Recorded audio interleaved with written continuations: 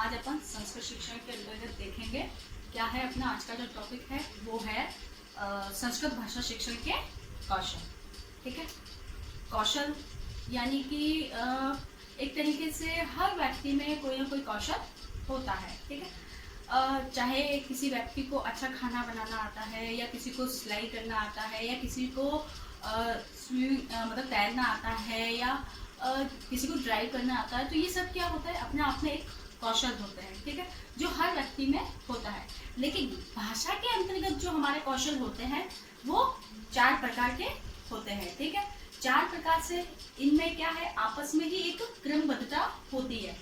इन चारों कौशलों को जो शिक्षण के अंतर्गत जो 4 कौशल होते हैं वो चारों कौशल क्या है, एक छात्र के अंतर्गत क्या किया जाता है, एक अध्यापक द्वारा छात्र के अंदर उनकी योग्यताओं को क्या किया जाता है, उत्पन्न किया जाता है। ठीक है, उन कौशलों को मतलब एक अध्यापक द्वारा छात्र के अंतर्गत उन योग्यताओं को ढूंढना, उन योग्यताओं को उत्पन्न कराना और उन कौशलों का विकास करना ही क्या होता है, कौशल होता है। ठीक है, अब वो चारों कौशल कौन कौन से हैं, मतलब देखो खाना बनाना सीखना ये सब कौशल है, लेकिन एक तरीके से जिसको तैरना आता है ये भी कौशल है, लेकिन वो कौशल एक अलग है। ठीक है, उसको उसने अलग अभ्यास से सीखा।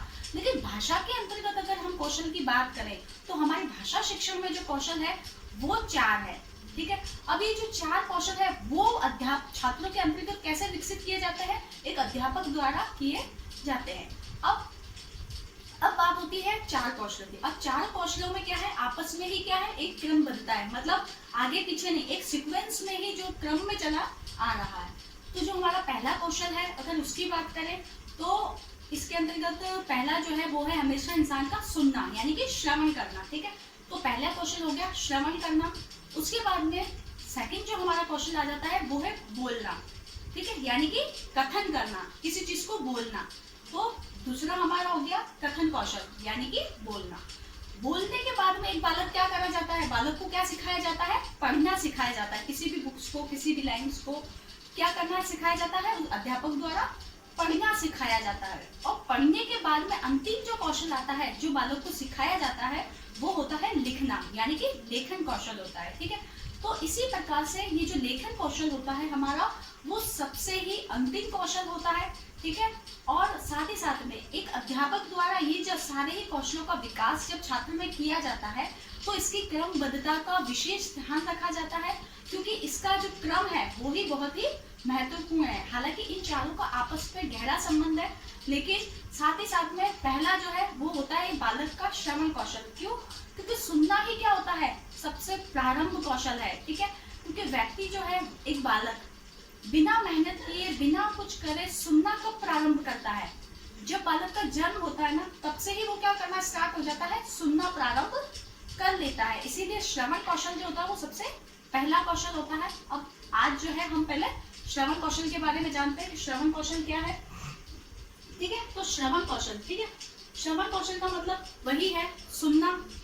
ठीक है, सबसे पहले क्या करोगे आप, सुनोगे। तो श्रवण कौशल जो है वो किसको अंग्रेजी में क्या कहा जाता है, अंग्रेजी भाषा में श्रवण को लिसनिंग कहा जाता है। ठीक है, अब ये जो लिसनिंग शब्द है अंग्रेजी का वो क्या है, एक अर्थबोध की प्रक्रिया कहा जाता है। लिसनिंग शब्द को ही क्या कहा जाता है, एक अर्थबोध करने की प्रक्रिया कहा जाता है। ठीक है, अब साथ ही साथ में बात होती है जो लिसनिंग शब्द है उसका अर्थ क्या है, अर्थबोध की प्रक्रिया कहा गया है। लेकिन साथ ही साथ में अब ये बात हो जाती है कि श्रवण शब्द, अब श्रवण शब्द का अर्थ क्या होता है, तो श्रवण शब्द में जो पहला अक्षर आपने देखा क्या है, श्र।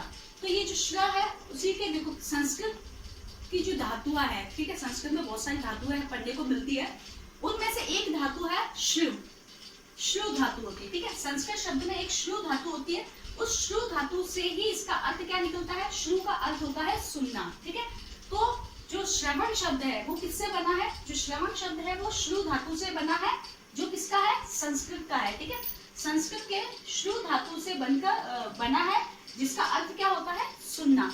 तो जो श्रु शब्द है उसका अर्थ होता है सुनना, लेकिन यहाँ पर बात हो रही है श्रवण शब्द की। ठीक है, क्योंकि वो संस्कृत के श्रु धातु से मिलकर श्रवण शब्द बना है, तो श्रु का अर्थ होता है केवल सुनना, लेकिन जो श्रवण शब्द है उसका अर्थ होता है ध्यान पूर्वक सुनना।